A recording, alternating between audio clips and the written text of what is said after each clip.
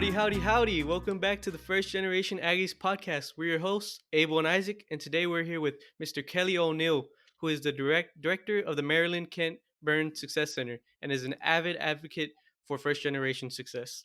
So, Mr. O'Neal, how are you doing today? I am just fine. I'm having a good day. The weather is perfect today, so I'm happy to be here and to talk to you too a little bit more about first generation student success. Definitely, definitely. We're glad to have you here. We know you have a lot of information that you could give to us about what you do and what it is you do to help first generation students. But before we get to that, we have a quick icebreaker we like to ask all of our guests, Okay. and that icebreaker is: if you could have dinner with any famous person, dead or alive, who would it be and why? Wow. Okay.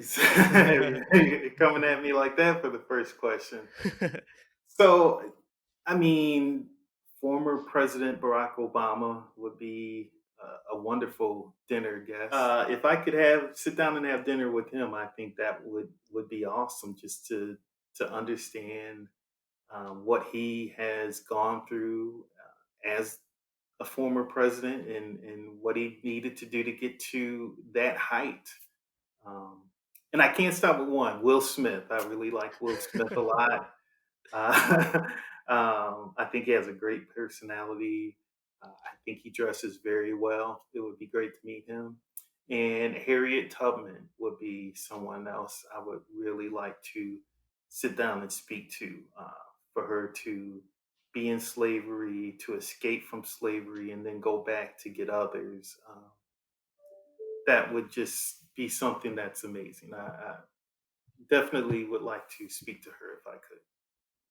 Definitely, definitely. Those are all very, very inspiring people. It's a pretty good roundup there.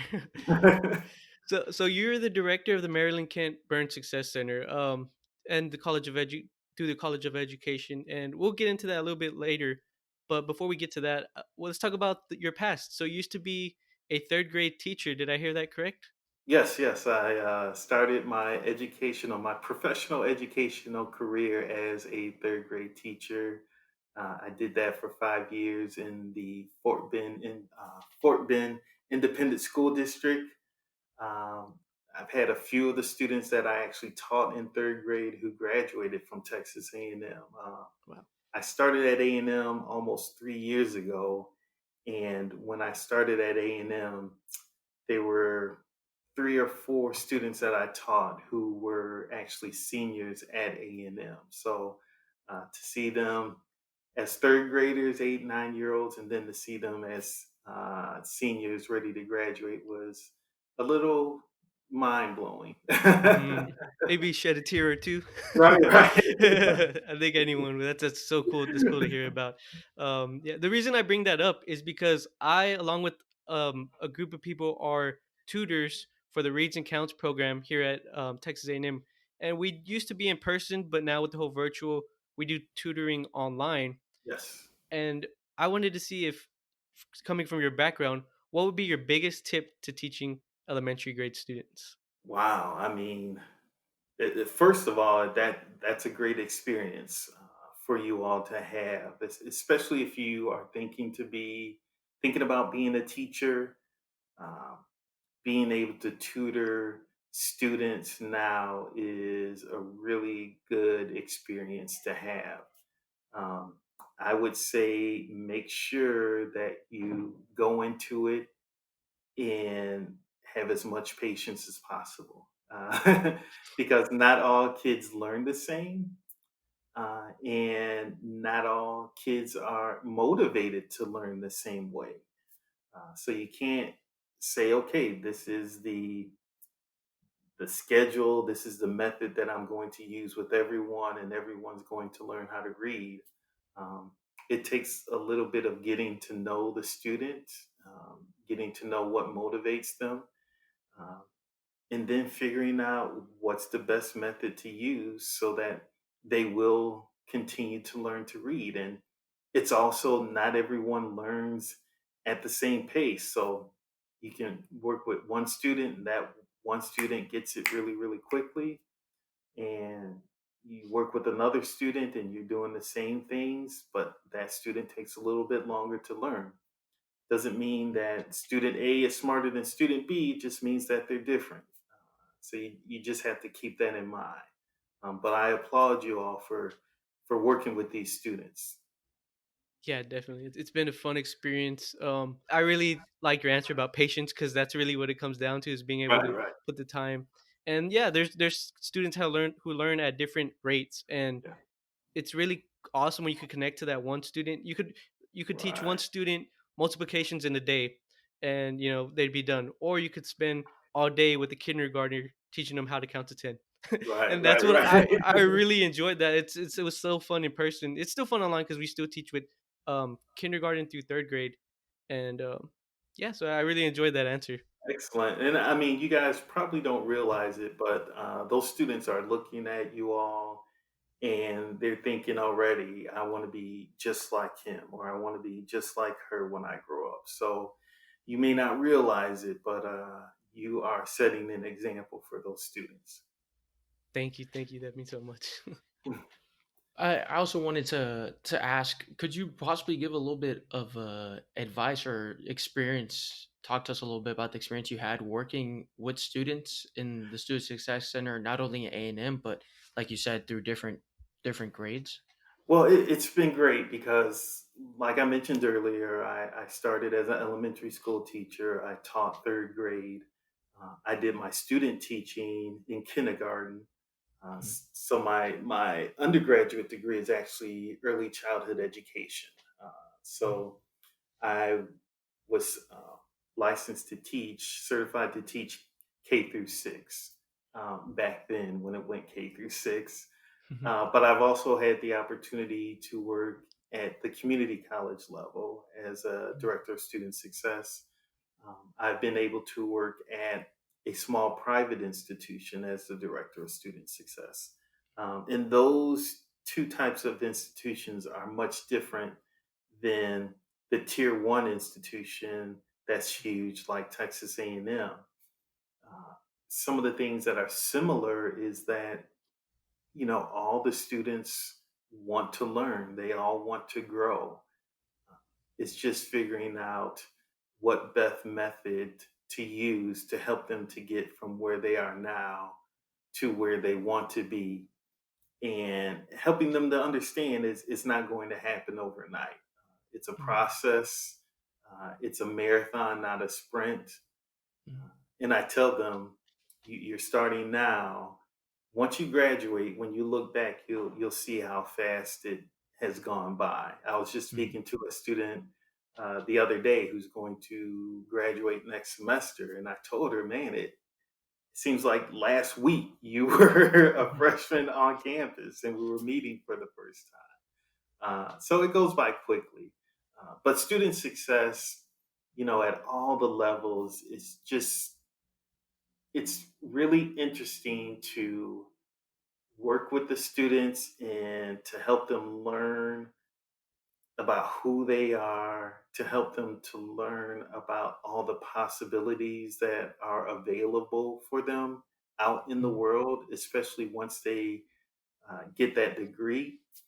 It's really awesome to encourage them. A lot of Mhm. students don't get that encouragement that they so desperately One quick need. question I had about that was, what made you want to do that transition from teaching third grade elementary students to going to college Mhm. So I Students. had a great time.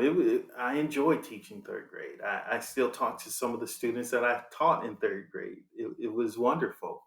Um, but there's nothing like being the teacher in a classroom on your own, and you're responsible for all 25, 30, 32 students. And I said to myself, I want to teach college students who want to be teachers because I want to make sure that they know exactly what they're going into. And after my 5 years of teaching, I started to think this is what I want to do. I want to make sure that they are prepared. Everything you learn in the books are great. You have to have that certification, but I want to tell you what it's really going to be like, Mhm. and that's what made me want to go from teaching. elementary school to teaching at the college level. And I've noticed from now and also from a previous meeting that I was in that you were also talking about your experience a bit. It seems like you tend to take a personal approach when it comes to speaking with a student. Is there a certain reason why, or maybe something that made you start using that method? Well, I think about myself. I want the professor to, at least pretend like he cared about me Hmm. as a person before it was okay. Open your books, turn to page 32. Hmm. Um, and I've taken that with me as I work with students now. I want them to know uh, that it's not just about academics. I want them to do well academically. That's why we're here. But I want to make sure that they are all right personally. A lot of students, one of the reasons they don't do well academically is because they're dealing with things outside of the classroom. And if I can help them to navigate the challenges that they have outside of the classroom, then they are going to be stars within the classroom. So, that's why when I have a meeting with a student, the first thing I'm going to talk to them about is, who are you and where are you from and why did you choose Texas A&M? I'm going to try Hmm. and find something that we have in common and go from there. And do you also feel like this helps you more specifically when you help with students who may be on academic probation? Yes, definitely. Because a lot of the students that I meet with who are on academic probation, they're already coming in discouraged because of uh, the academic probation. Mhm. They're coming in thinking that they're in trouble because of the academic probation. And many of them really think that I'm just going to yell at them the whole time. Uh, and, some of them, they come in and they're like, hey, Mr. O'Neal, this is what happened. It won't happen again. And I have to stop them and say, hold on, we'll get to all that later. But first, let's talk about who you are and, where are you from? Tell me about your family.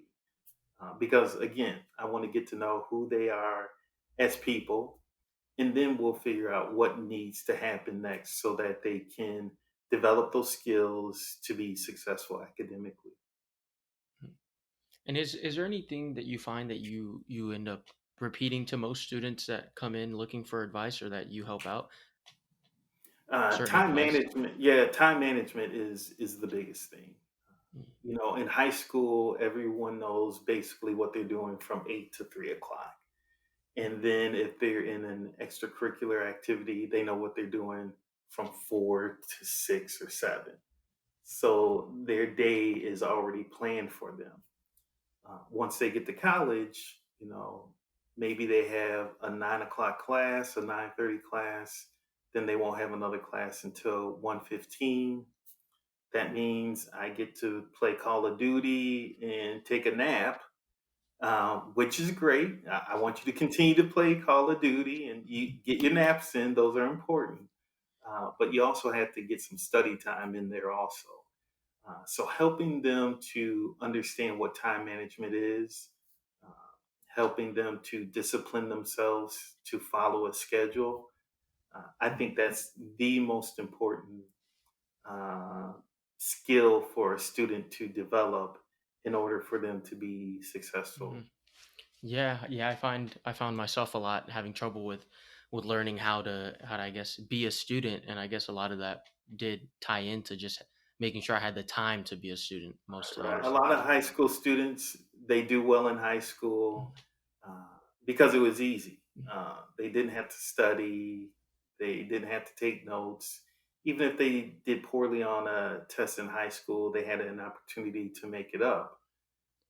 So they don't develop skills, they don't develop academic skills. They don't know how to study, they don't know where to study, they don't know how to take notes, they don't know how to read a college textbook.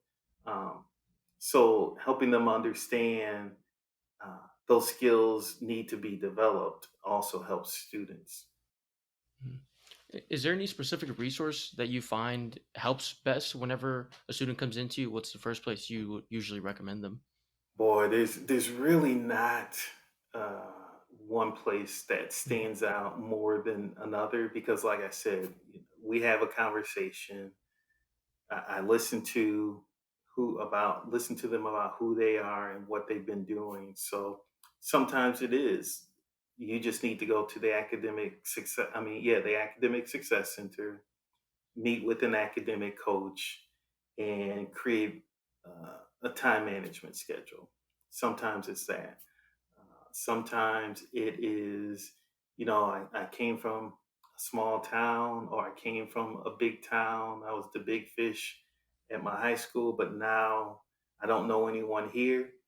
So having that conversation, learning what they are interested in, then I can find the right student organization for them to maybe be a part of so that they can meet some like-minded peers, and that helps. Sometimes students are struggling with mental health, and I have to send them over to our counseling and psychological services building. Uh, Sometimes, I was an athlete in high school, played football, baseball, basketball.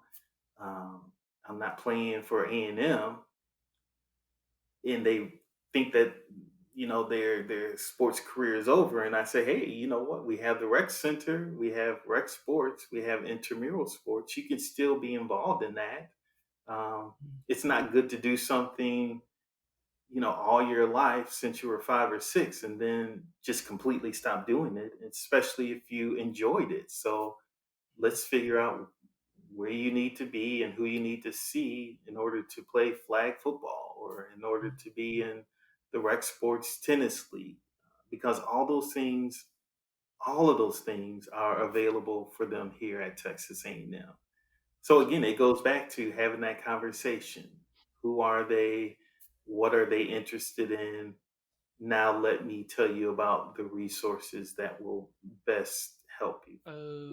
I guess we could also dive straight into asking about student athletes. Maybe you could share a little bit of behind the scenes of what a lot of us don't see as their peers.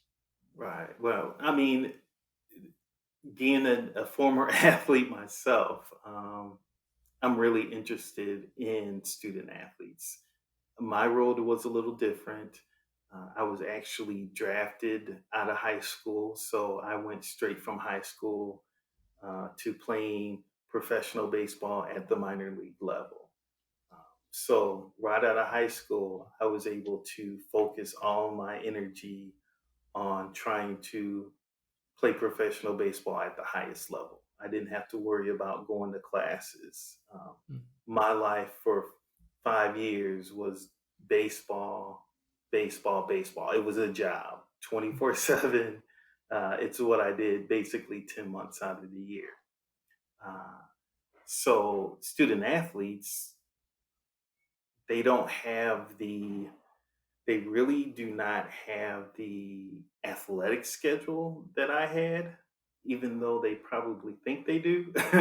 They do not have that athletic schedule that I had, but they do have the academic schedule.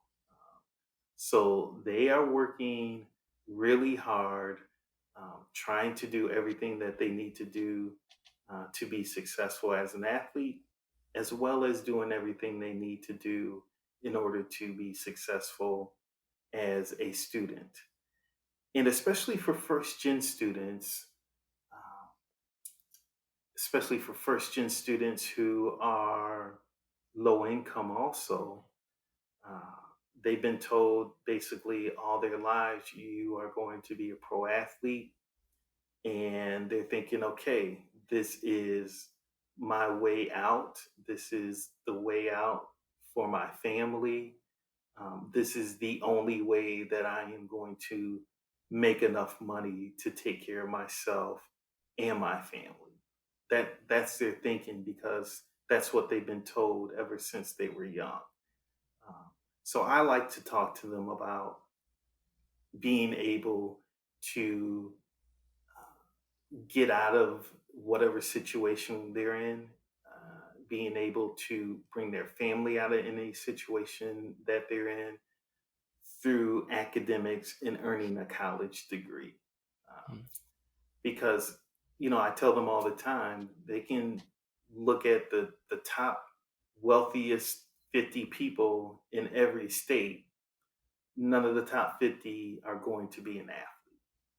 None of them are. They're going to be people who uh, started businesses. There are going to be people who are CEOs of businesses. Um, and the majority of those people uh, have a college degree.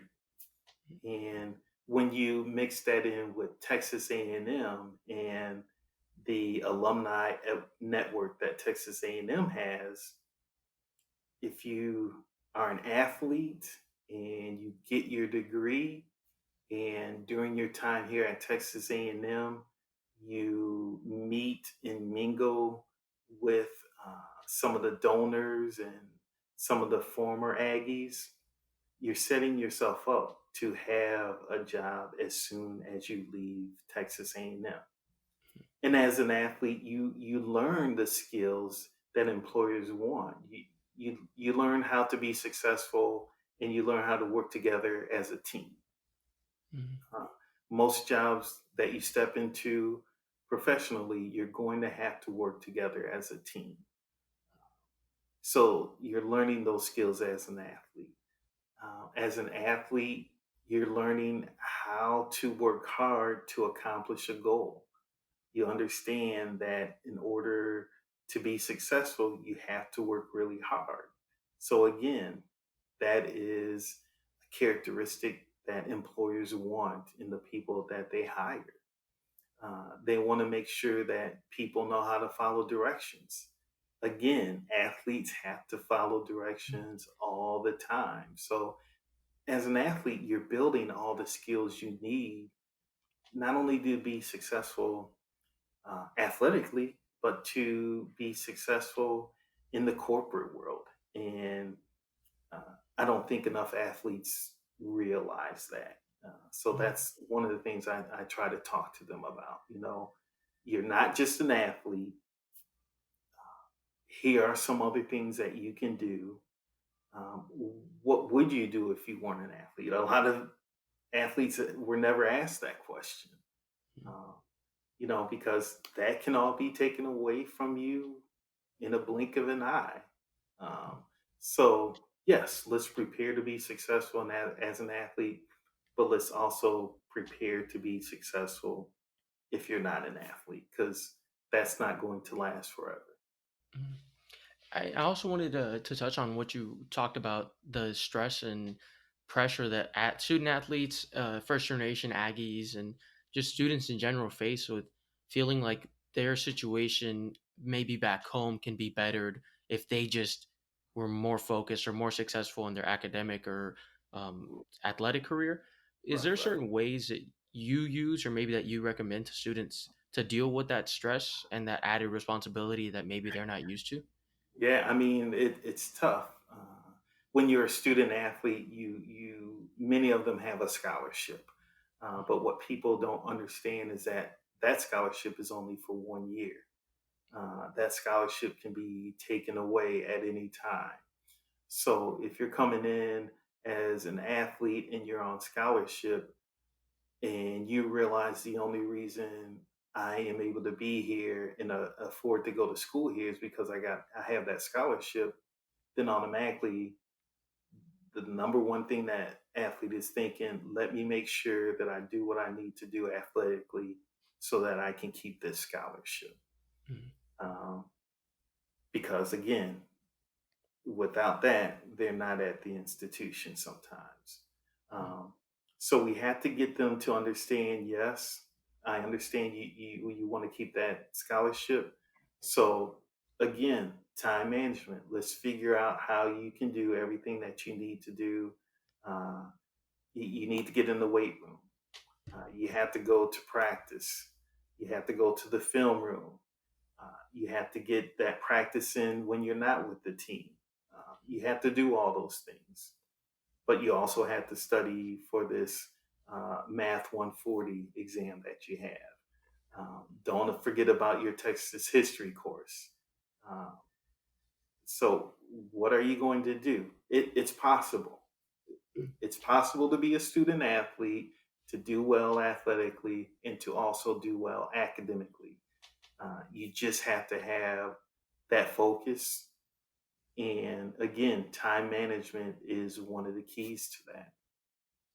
And is there anything you do specifically to deal with stressful situations, or maybe situations where you feel like you didn't necessarily get the outcome you were hoping for? Right. So one of the things I ask students is, what do they like to do? Because in order to combat stress, I think you need to do something that you enjoy doing. And when you're doing it, you're not thinking about the next exam that's coming up. Mhm. So currently, not only do I work full time, I'm also a PhD student.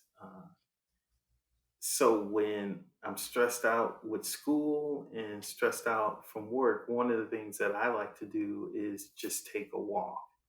And I try to get in 25 miles a week. So usually 5 miles, 5 days during the week really helps me because when I'm out there, I can walk, I can listen to music, I can listen to a podcast. And again, that's an hour and a half that I'm not worried about what's coming next professionally on the job, or what's coming next for me to turn in one of the classes that I have. So Mhm. again, it's building those relationships with those students. What do they enjoy doing? Do you like to run? You said you were in track in high school. Maybe you should continue running. Mhm. Um, are you working out at all? Because it's good to be physically fit. Being physically fit helps you mentally also. Oh, you are an actor. You like to act. You were in theater in high school. Well, the city of College Station, as well as the city of Bryan, they do city plays, and you could be a part of that. You can audition. And you could be a part of those um, productions. Mhm. So again, it's really about, what are you interested in?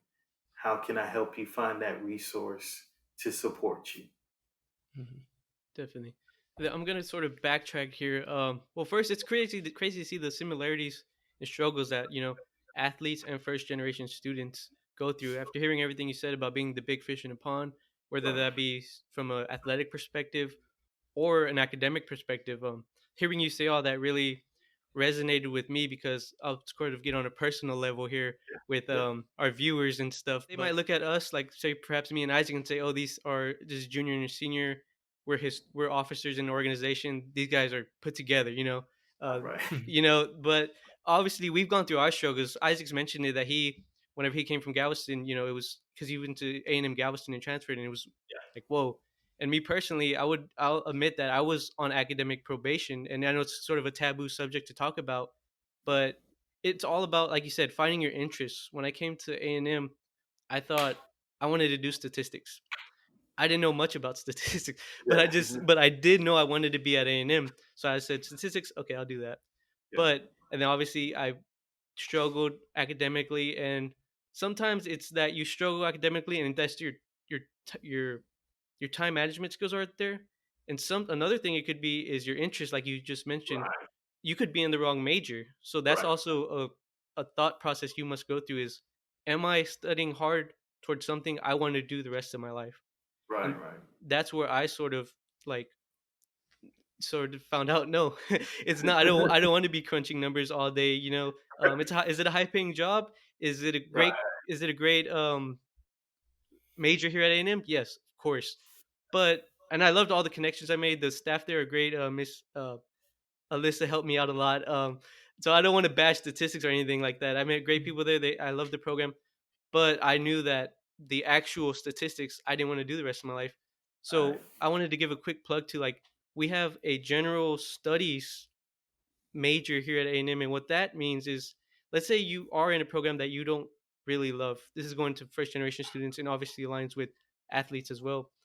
If you're in a major that you don't love, you don't have to stick and you want to try out another one, you could transfer to the general studies major, which gives you 2 semesters maximum where you try out different classes as long as you keep your GPA up and stuff like that. But that's always an option as well. Because like Mr. O'Neill said, it's all about your passions too, whether it Right. be de-stressing or actual classes that you're taking. You have to make sure those all align because in the long run, you don't want to be stuck doing something that you don't want to do. Um, Right. Right. and then I know you said in our pre-interview that you had a mentor as well, or a professor in college who I'll let you tell the story, but how you missed the final. Yeah. Yeah. Well, before we get to that, I also want to say, as first gen students, since our parents didn't go to college, they automatically think, okay, doctor, lawyer, engineer. Those Mhm, are the jobs. Those are the jobs that's going to pay a lot. And as first gen students, and seeing everything that our parents have done for us to get us to college, we want to please them. So we'll go into uh, allied health to be a doctor, even though we do not enjoy biology and anatomy and physiology. And we get in those classes, we're not excited to be in those classes, and we don't do well. And that's when you have to really say to yourself, okay, I love my parents, but I don't love I don't love science. I don't want to be a doctor. I don't want to be a nurse, but this is what I want to do. And here is the career that's ahead of me uh, in this field. mhm, So I have first gen students that I talk to about that all the time. I tell them college is hard. If it were easy, everyone would be walking around with a degree. mhm, Um, so you have to find what sets you on fire. You have to have that goal because when it gets hard, you think about that goal and you say, okay, I know it's hard, but my goal is to be a teacher because I want to, you know, be there for the younger generation. So that's going to help me to stay at it and focus for another hour, to study for another hour because I have that goal in mind. But yeah, I was just like you all as a first gen student, my very first semester, um, and I was lucky. I was walking around the campus, and this is a community college, so it's probably 3 buildings. I don't know. It was much much smaller than Texas A&M, but I'm just walking around there. Probably looked lost. Mr. Little, who was an advisor at the time, was also out. He saw me, and he just came up. Hey, who are you? My name's Mr. Little. This is what I do here at the college. Tell me a little bit about yourself. Um, so, again, I'm first gen. I'm trying to figure out who this guy is and what does he want. You know, I'm used to doing everything on my own mhm. and figuring everything out. And now this person is coming to me and saying, if you need anything, let me know. I'm here to support you. What does all that mean?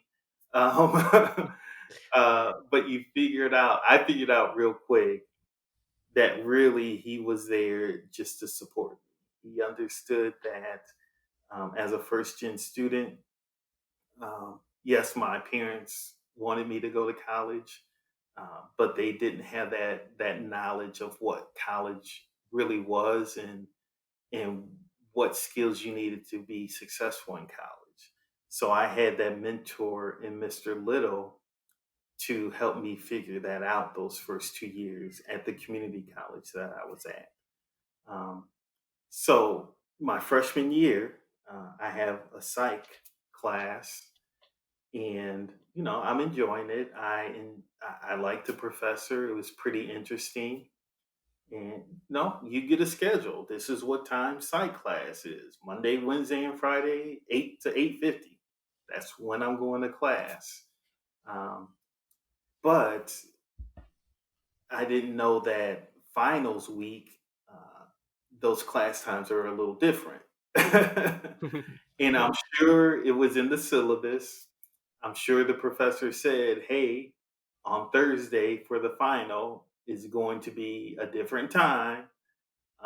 But my mind, for whatever reason, just wasn't in it. So, I go to class at the regular time to take my final exam. And before I even get to the class, I see another person who was in the class with me, and he said, hey, where were you? Why didn't you come take the final? And I was like, I'm going to take the final right now. What are you talking about? He was like, no, man, the final was earlier today. Um, so, I'm thinking, what am I going to do now?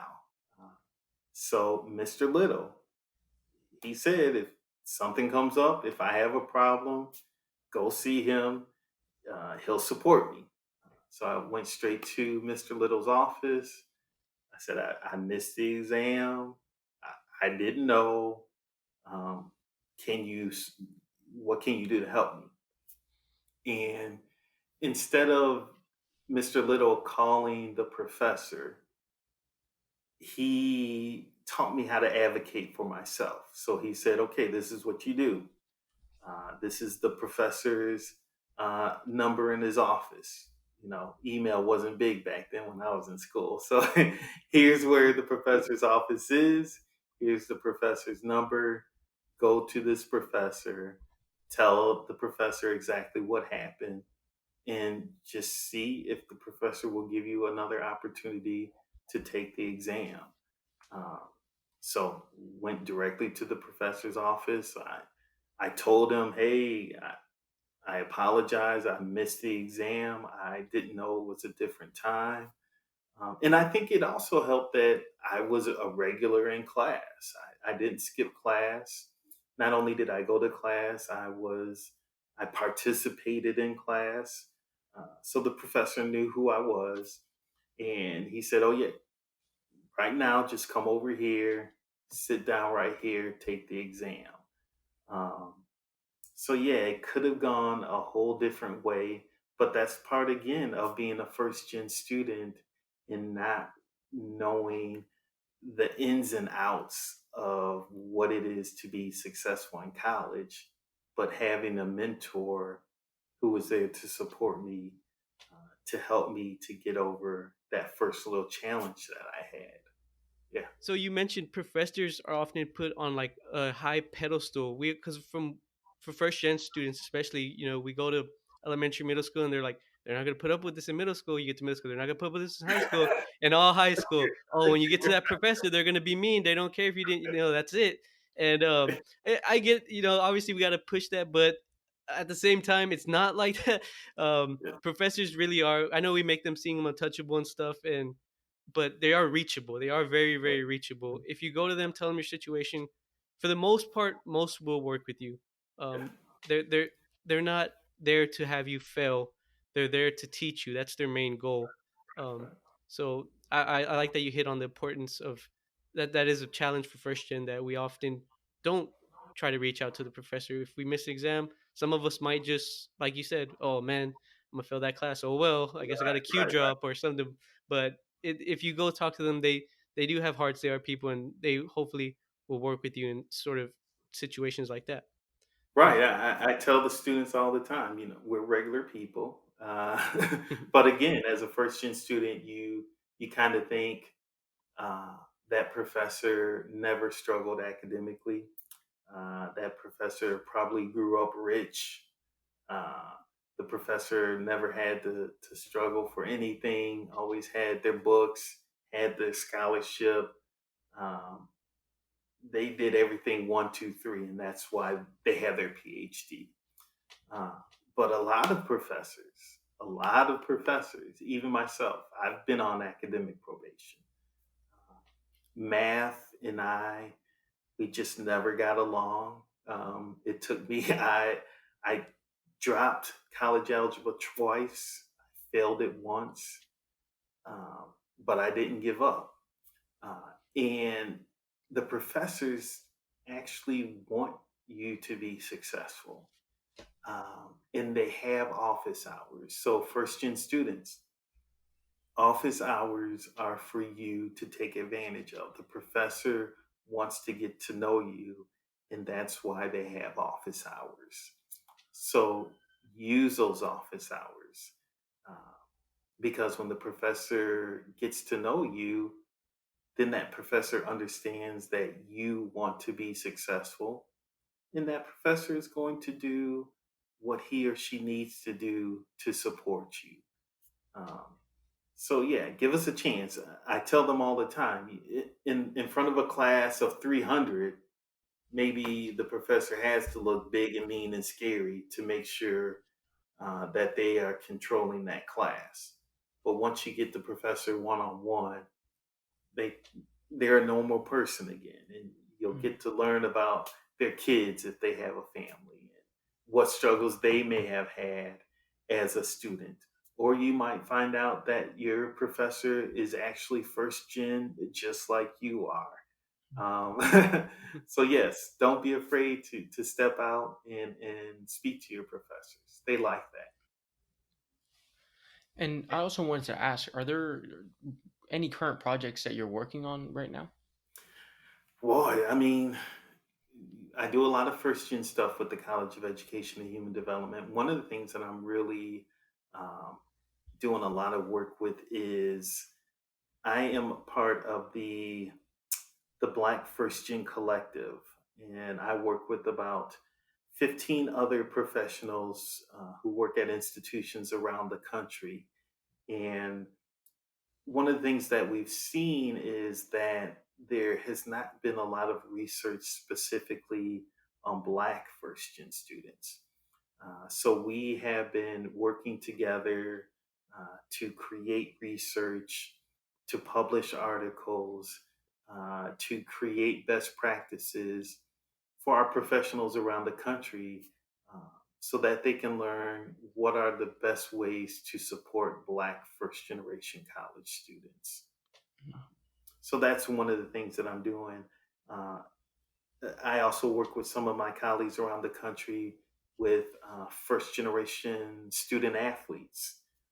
Because again, not only do they have the stress of being a first gen student, many of them have the stress of I have to make it as an athlete because that's the only way that I can bring my family out of where we are. So helping them to understand who they are off the field, helping them to understand that they can be just as successful, if not more successful, in a career that doesn't have athletics in it. They can use their brain to be wealthy, not just their body. Um, so those are a couple of things that I do. Um, you know, aside of my job here at Texas A&M. Awesome, awesome. So academically, what would you say is your greatest accomplishment, and also personally? So really, just not only earning my bachelor's degree and my master's degree, but being in this PhD program is really a great accomplishment for me. In high school, I did well enough just to stay on the baseball team, and I don't think no one would say I wasn't smart, um, but I certainly didn't apply myself. And again, I didn't start college until I was 25 or so because I played 5 years of baseball. So, coming in as a 25-year-old student, I'm not 18. Um, had been a few years since I've been in school, so I'm not even sure if I can be successful. I wasn't even that successful when I was in school as a high school student. So from going from there, a 25-year-old first generation freshman, to being a third year PhD student in the higher ed administration program is definitely my biggest academic accomplishment. Hoping in a couple of years You'll be calling me Dr. O'Neal. So I'm working hard, that's for sure. Definitely, definitely. We look forward to that, hearing that one day Mr. O'Neill is graduated from PhD. That's That'll right. be That's awesome. Yeah, right. yeah. So we're coming to the end of our interview here. We have one last question we would like to ask you, which is, what is your favorite quote, or what is a quote that you try to live by in your day to day life? So, I thought about that for a while. And there are a lot of nice quotes out there, and, you can find one that kind of fits whatever situation that you're in.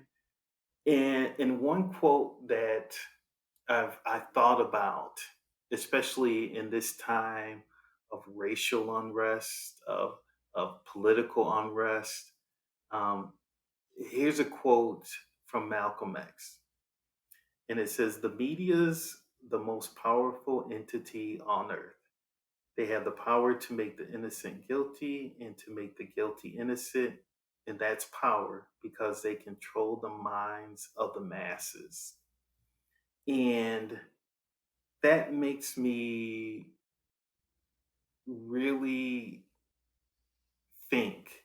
Um, it makes me think to not believe everything that you see on television.